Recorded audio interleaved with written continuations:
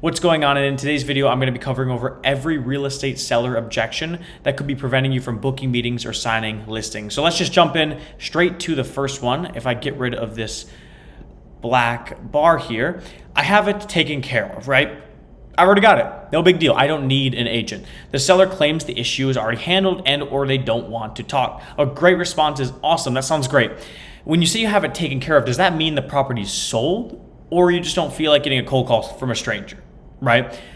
We want to disarm the prospect. We want them to bring their guard down. We're not here to sell them something right now on the cold call. That's not the goal. It's to pique their interest. It's to get them interested in whatever we might be able to help them with, right? So this is to disarm them, light way to get back into the conversation and open up the door. Many times when people are saying, I have it taken care of, it's already sold, it's just a quick smoke screen to get you off the phone. And the thing is, it does work. That's why people say it. 90% of agents will just hang up the phone when a seller says that. Number two, second objection. I'm not interested. Well, would you be interested if you got the number you were looking for? And then you want to follow up that up and say, I'm not even sure if I'm able to help, but just a quick question, what are the age of what's the age of the roof or the windows? Or just kind of redirect to another question. This is going to get them, number one, back in the conversation because you're asking, are you going to be interested if you would get the price that you were initially hoping for? And then number two, it helps redirect the conversation really quickly so they're not stuck on that topic. You're getting right back into the conversation so that way you can continue it going, because that is ultimately all a cold call is continuing conversation long enough until they book a meeting, right? The thing is just most people give up way too early on in the cold call to these simple objections, even though they're just, quick smoke screens. Number three, my friend is an agent. So you want to say, awesome, I appreciate your loyalty. You want to make it known that you're not going to step on this person's toes. If it made more financial sense to get a second opinion from a local expert, would you be open to a quick 10-minute chat?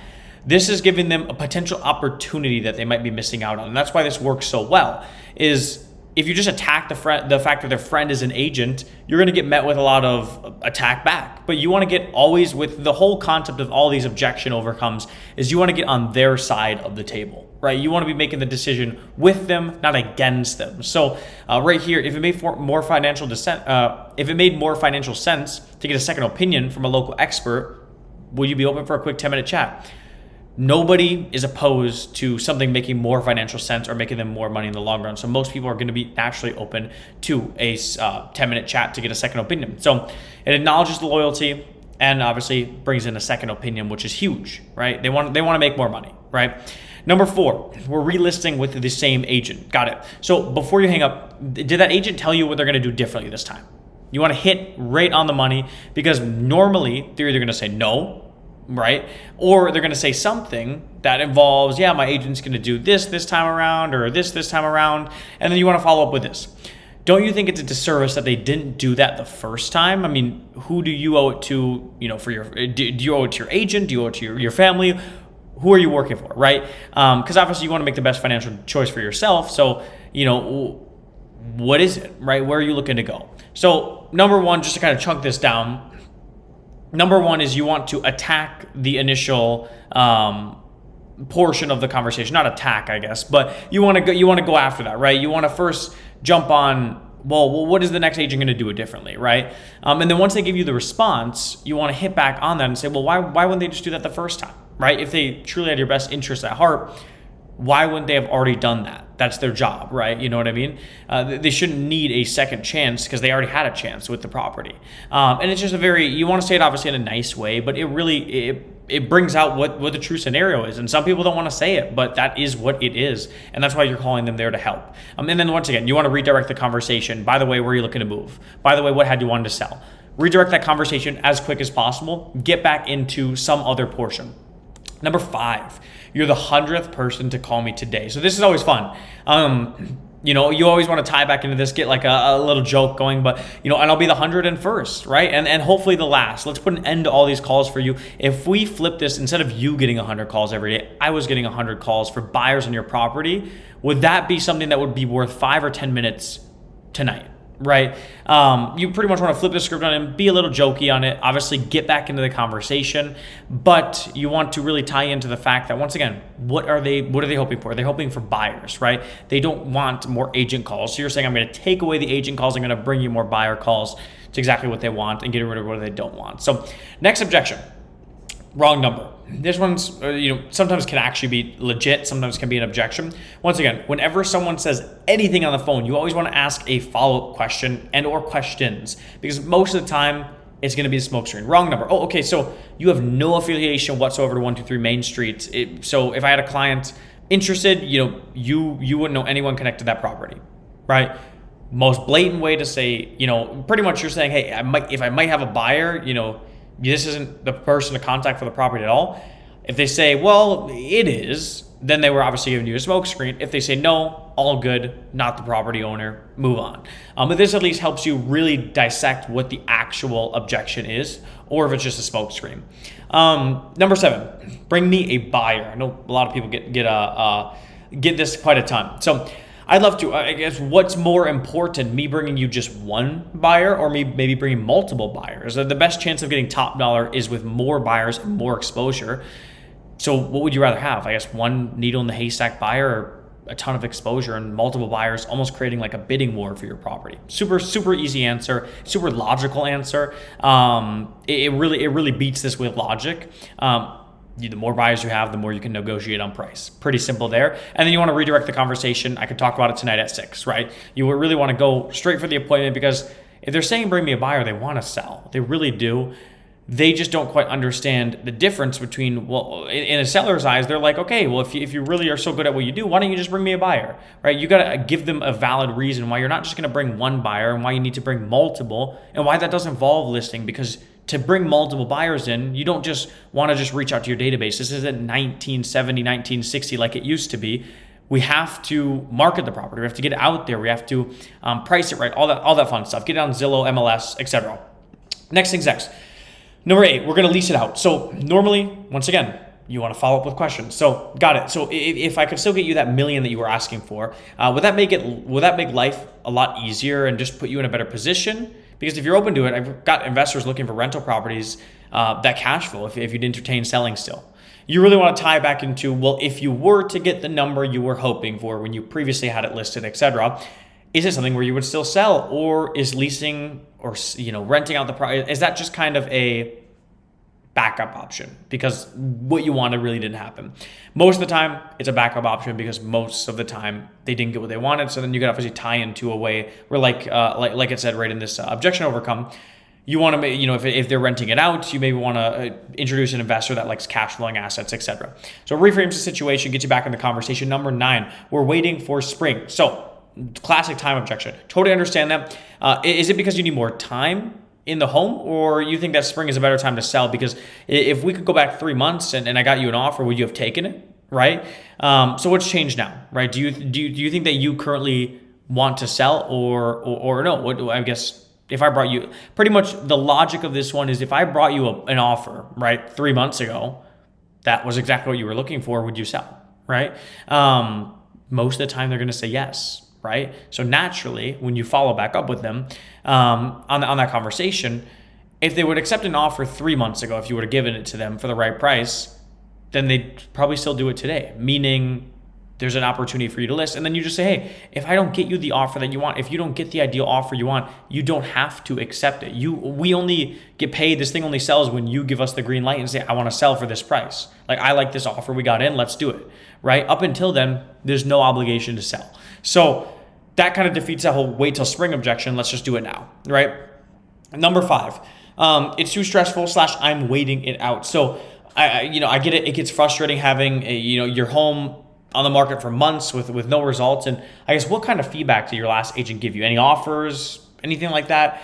And then what you want to do is really get feedback from them on what happened last time, right? Because obviously they're going through a lot. It's probably stressful. And then what you want to say is, let's agree to nothing over the phone, right? I'll meet quick for 10 minutes in person and show you a plan that's more effective, less stressful for homeowners like yourself, right? And you can maybe paint back to like a client success story that you recently had that's similar to that, but you really want to identify that, hey, what you're going through, it is not normal. I know it's frustrating that your property didn't sell. Most properties should sell. So whatever happened to you is not the norm.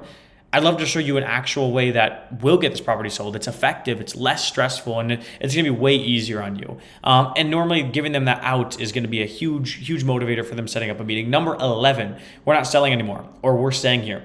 Oh, wow, why have plans change? I mean, if you could still get 1.5 million, what you initially wanted, would you at least entertain it? Or what was the original goal when you decided to sell, right? You really wanna hit on, once again, questioning, are you really not selling anymore? Or are you just saying you're not selling anymore because you're tired of getting a lot of phone calls? It's pretty much what you're saying, just in a nicer way. And then once again, most people will say, well, if we got 1.5 million, yes, we think about selling. Boom, they're right back in that seller conversation. Then you dive back into the conversation, go back to finding out their initial motivation. Number 12, what have you sold in my area? Great question. You're one of the few sellers that actually asks the right question. That's the first thing I'll be covering when we meet, later tonight or tomorrow. I'll bring my track record, company's results, and everything we've sold nearby. What time would work for you, right? This is a question that you can answer in person, and when you're in person, is going to be 10 times more effective. That's your only goal at this stage, is to get in person with them. You want to book an in-person meeting. You want to meet them face to face, because when you explain this face to face, it's 10 times more effective, right? And also in the beginning, I like doing this. You're one of the few sellers that ask the right questions, right? You really want to, make them feel special, make them feel like, hey, what you're saying is very normal, right? Number 13, it's a bad market, right? Did your agent tell you that, or did you just hear that in the news? Because we're selling homes every single month. I mean, I totally understand some people might be pushing a certain narrative, but nevertheless, the properties are selling with the right agents behind them. Just, if you got 15, 20 minutes, I'd love to show you kind of a no BS plan that could actually get this thing sold. You really want to attack that, hey, properties are still selling. Your property can definitely still sell. There's other agents out there. We're out there selling properties right now. I don't know if it's your last agent that told you. I don't know if you're just hearing the news and et cetera, but trust me, your property can still sell. It's really you want to come from a consultative approach with this. Number 14, I need to talk to my wife and our partner. I'm totally fine. I'll tentatively lock in 6 p.m. tonight. If she thinks meeting with a qualified local expert is a bad idea, we'll just cancel it, right? Boom. You at least get it booked on. There's a 90% chance they keep that on. And you got an appointment. Or number 2, you could say, does your wife, or partner trust you to make good financial decisions? Obviously, we're not committing into anything. You'd want them there for that for sure. But what's the harm in just getting a professional kind of opinion in, right? You want to say, hey, we're not making any decisions. We're just meeting, right? And kind of back up what they're already saying, why they want their wife and or partner present with that. Number 15, I don't have time. That's exactly why we need to meet, right? You don't have time to be wasting on phone calls or your property not selling. There are, and I got this one from a guy named Anthony Nucci online. I like this line, but there are 1,440 minutes in a day. I only need 10, right? It's 5 or 6 better. That's a really good way to just say, hey, you got this long day. I just need 10 minutes to show you exactly what we're going to do differently and save you time, right? Really quick, really witty, really to the point. Number 16, I'm going to die here, right? This is my final home. I'm going to die here. I don't want to move ever. You normally want to, you use humor to kind of get back in this. So totally understand. I don't blame you. It's a beautiful community. But if I found you a better home to die in by some chance, would you consider selling at any point? Or I guess what would maybe your next home have that this one currently doesn't? You want to try to find anything that could possibly have them looking for another home, thus wanting to sell their current one. But like I said, this is something where this person might most of the time not be interested. You just do want to push at least a little bit more than most other agents. And then finally, number 17, where were you when I was on the market? I have an obligation to my clients, right? I saw your property, but I couldn't contact you while you were under contract to help you sell because that's unfortunately, against the legality of this. But we're here in the now. What was your original plan when you decided to sell, right? You really want to kind of redirect this one as soon as possible. But you want to say, hey, I was busy selling my clients' homes. I couldn't legally contact you, code of ethics, et cetera, et cetera. But now that we're on the phone, What is the plan? Why did you originally choose to sell? And just redirect that conversation. And then at the bottom here, I got a summary table. If you want to stop, take like a screenshot or something like that. This is just the overall objection, the strategy you want to take to overcome it, and then the core goal, right? A lot of these core goals are going to just be getting on the seller side of the table, agreeing with the seller, making the seller feel heard, and then providing just a light bump in the direction that you want the conversation to go, right? And if you take away one thing from this video, it's to always be on the seller's side of the table. You never, ever, ever will close anyone if you are fighting against them, if you are, using stuff like, seller says, I don't want to sell. Yeah, but, right? You don't want to do that. You want to say, I totally understand where you're coming from.